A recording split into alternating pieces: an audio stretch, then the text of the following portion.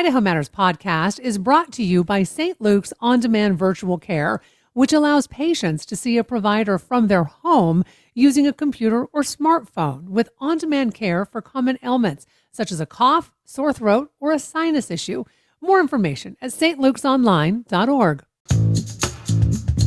Look, we know budget meetings can be dull, but that's exactly what this year's Idaho legislative session has been all about. We break down the latest budget moves, plus all of the week's news from the State House on our Legislative Roundup newsletter. Kick off your Monday with our recap by subscribing at boisestatepublicradio.org.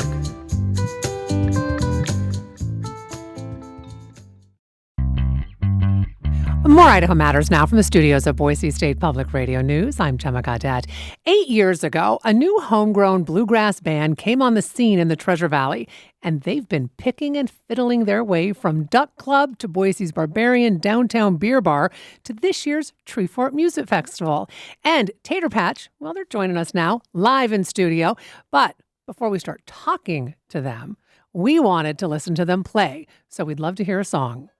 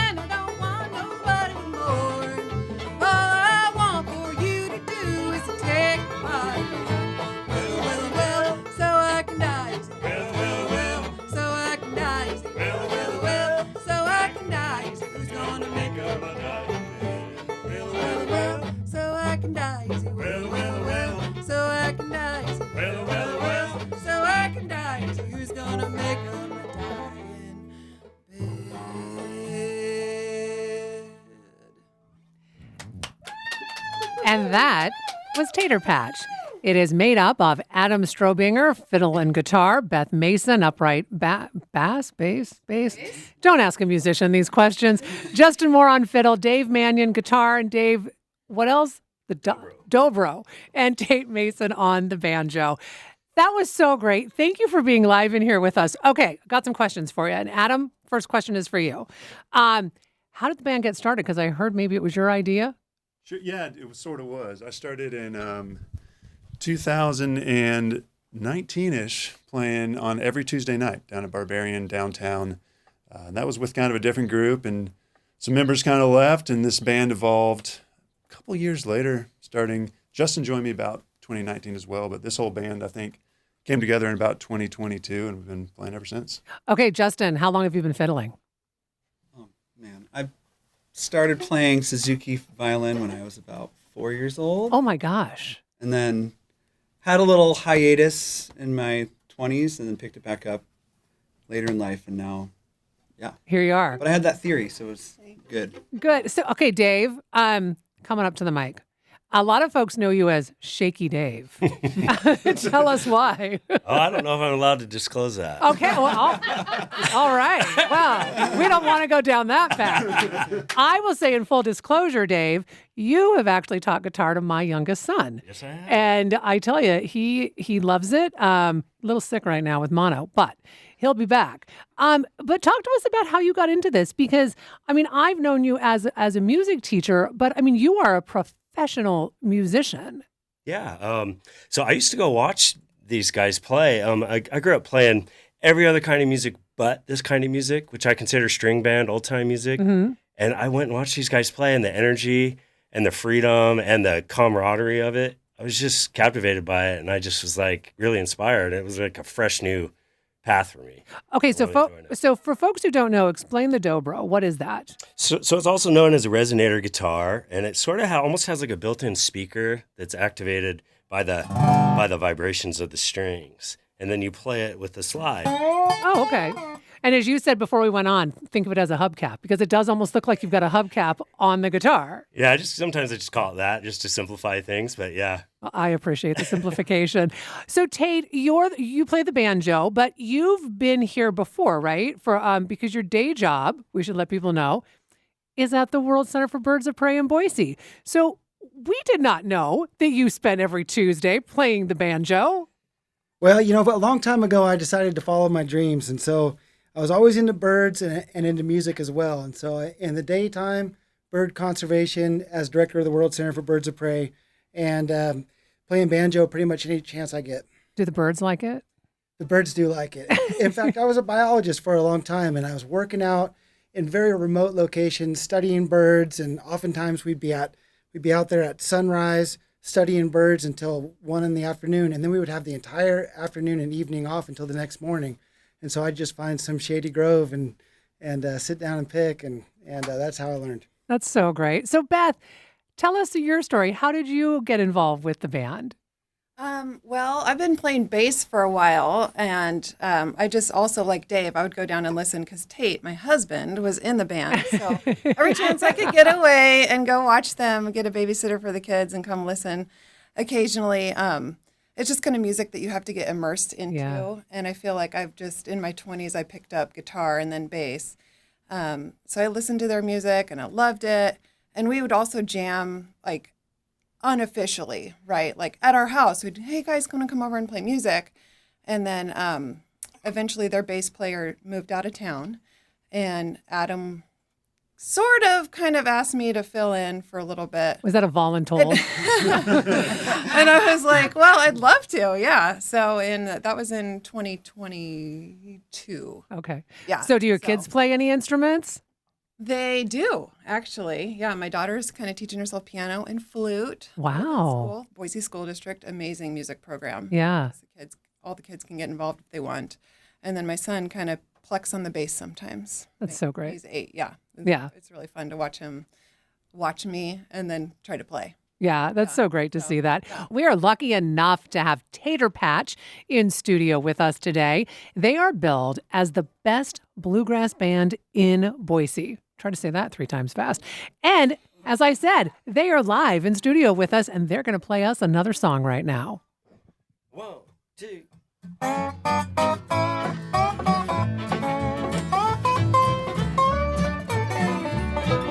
you headed out and left me all alone,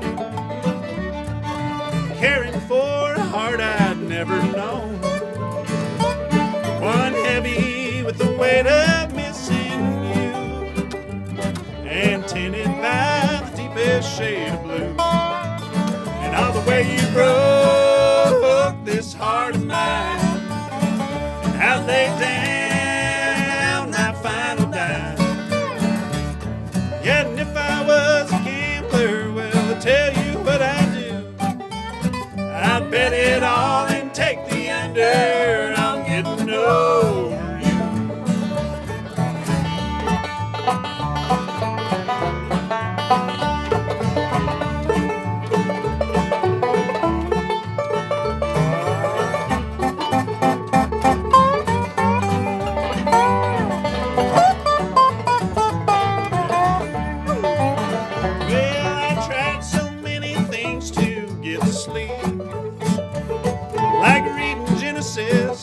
counting sheep.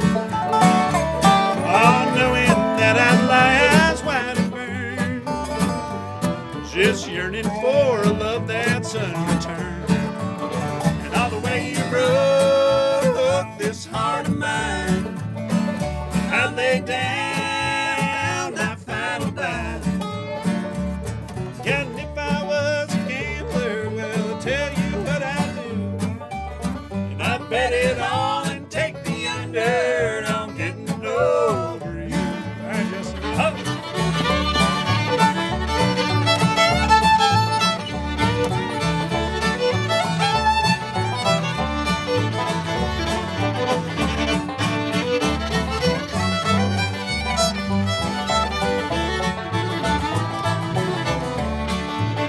Yeah, the way you broke this heart of mine, and I lay down that final dime.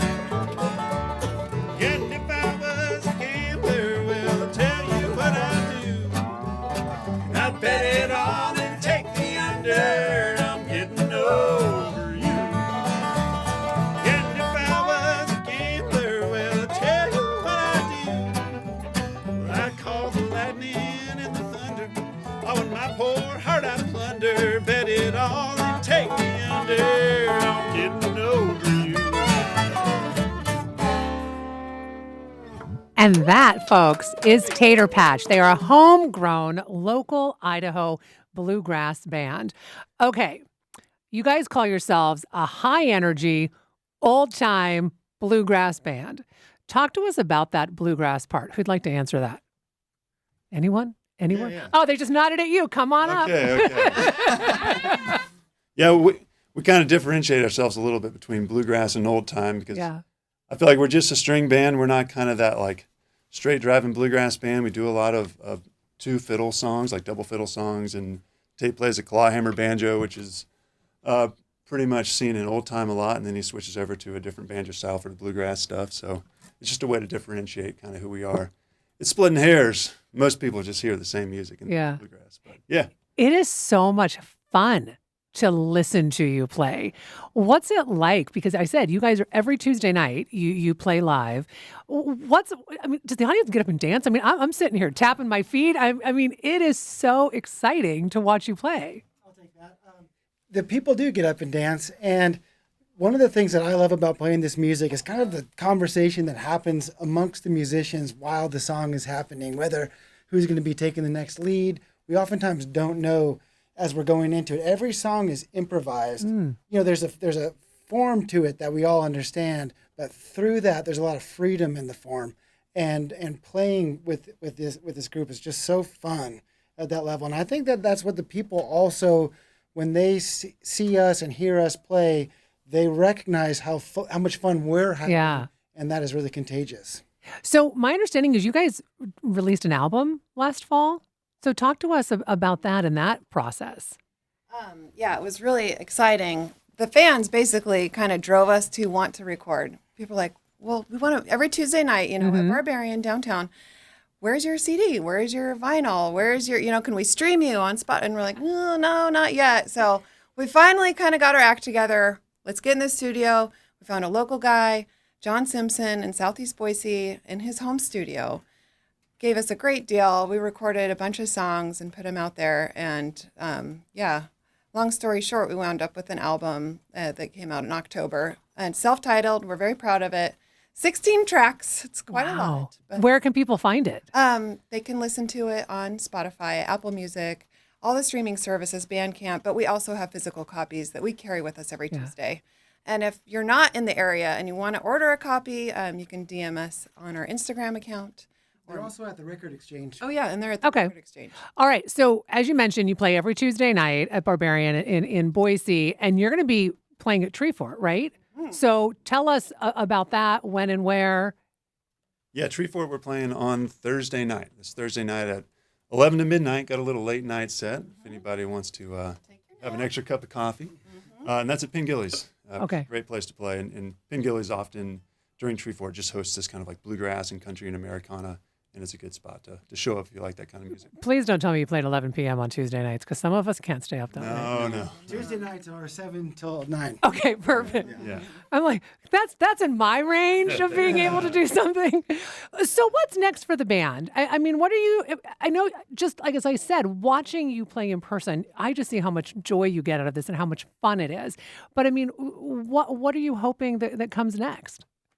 Yeah, I think we're kind of right where we need to be. That's great. We just collectively, with what we do in Boise, and this is just kind of a hobby and something fun for us. So being able to just play every Tuesday night is great, and putting out the album was a pretty big step. So I feel like in a different world, if we had different lives, maybe we'd think about going on tour or something like that. But day jobs. Yeah, kids. But what we have, it's a perfect thing. Well, what's that like though? Because I think sometimes, we talked the other day about a creative economy in the Treasure Valley, right? Yeah. And how we have such amazing creators and artists, and you still want to live here, right? Mm-hmm. So, I mean, what kind of advice would you give for folks who maybe are thinking, how do I do what I love and still be able to live here? Dave, I'm looking at you. Well, first of all, I think this kind of music, like Next Plans and all that, there's something about this kind of music where it should just be part of the community. And I think you don't have to be a professional or anything. I think it's just something that can really bring people together, and it's something anybody can do, and as far, so I guess to partially answer your question, it's kind of like just go find some other like-minded people and just start creating, whether it's music or art or writing or anything, so. And what about the world Birds of Prey? I mean, do you ever play as a band out there, or is it just you on the banjo and the birds? We had the birds and the music are not necessarily intertwined that closely.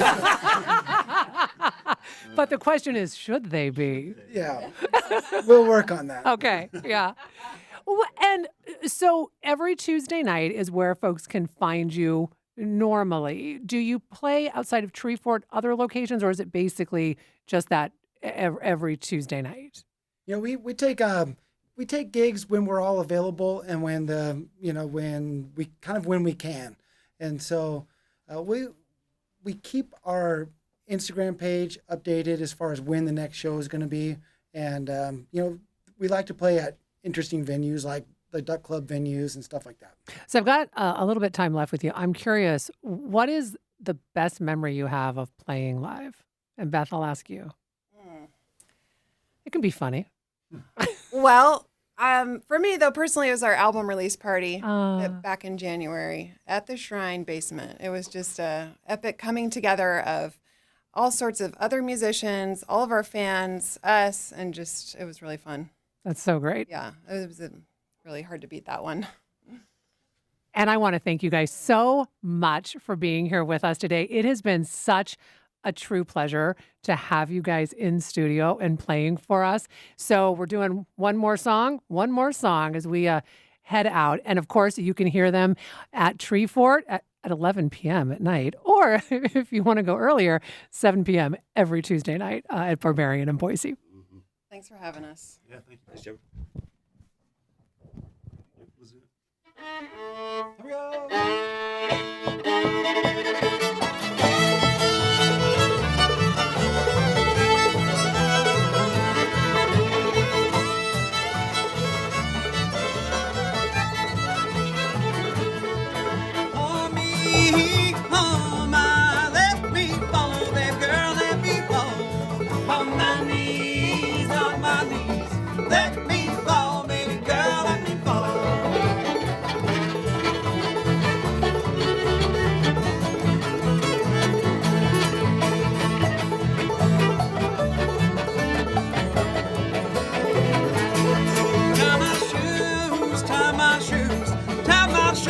But I'll fall on my knees, on my knees.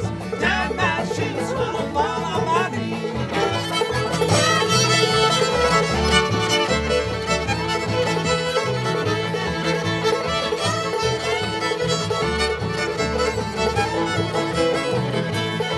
I'll get drunk, take me home. I'll get drunk, babe girl, take me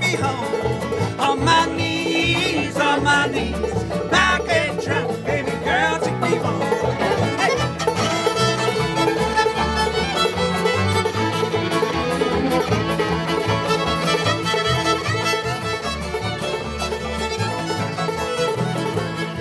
Oh, hard road, kill me dead, oh, hard road. On my knees, kill me dead, oh, hard road.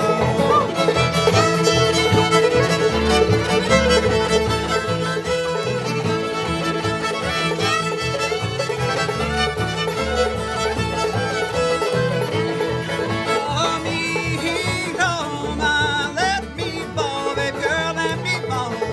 On my knees, let me fall, baby girl, let me fall.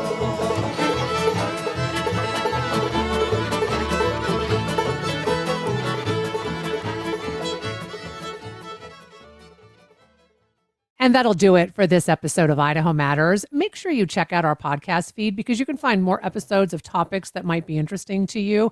And for more local news and headlines, make sure you subscribe to the Connector podcast. Know someone who might enjoy our podcast? Be sure to share it with them today.